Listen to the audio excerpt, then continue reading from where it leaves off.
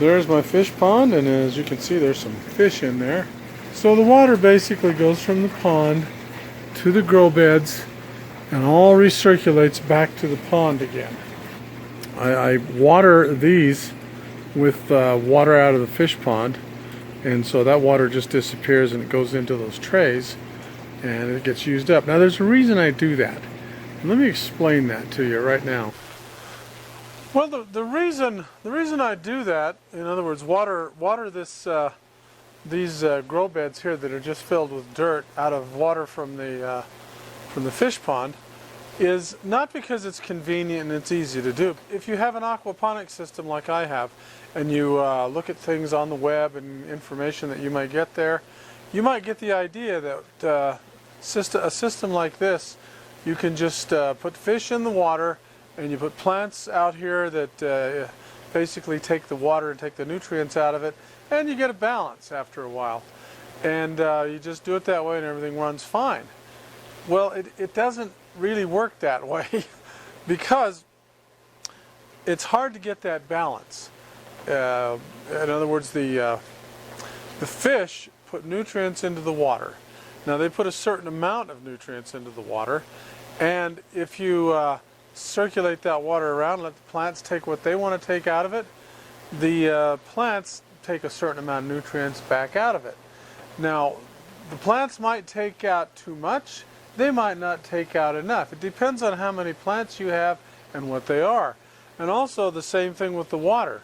The water may not put enough nutrients in it, or it may put too much in there. Depends on how many fish you have and what kind they are. So it's not easy to get that balance. So what you've got to do on a regular basis, you have to check your chemistry. And what you're really checking for is total dissolved solids, and you can buy meters and things like that. They're easy to get.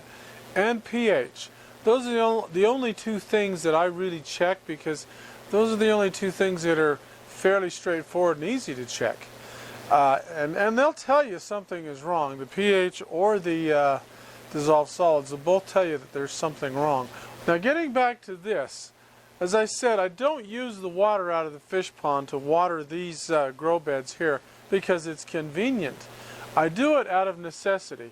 And also, if you see down here, there are some sprinklers under here that water these beans and stuff that are on the ground. You've got to take some water out of this because some is going to evaporate. And if you know how the Great Salt Lake works, or the Dead Sea over in Israel, how that works, they're just purely salty. They're just loaded with total dissolved solids that nothing will live in them. That's why they call the Dead Sea the Dead Sea.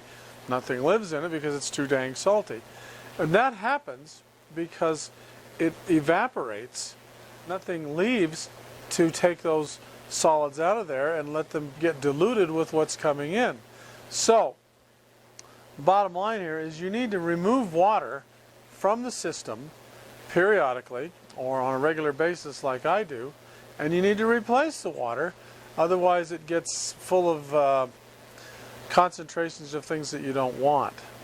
So, the bottom line is if you have a aquaponic system like this, it is not self-regulating, it is not self-sustaining. Now, I guess it could be, I suppose, if you had absolutely ideal conditions, and I'm not sure how you would get there. You'd have to have the fish putting in exactly the right nutrients and exactly the right amounts, and the plants taking out exactly the right nutrients and exactly the right amounts. And I don't think that balance is that easy to get. So really that's the message here today. If you're going to do an aquaponic system, it works really, really well. The plants love this, but it's not self-regulating. For the most part, it's very trouble-free, but it's not totally self-regulating. So you've got to pay attention to the chemistry and to the dissolved solids a little bit, and you've got to put some fertilizers in it sometimes, or maybe the fish are putting too much, so you don't put anything in it. But you still have to pay attention to what's going on in the water, and you can't just let it go all by itself.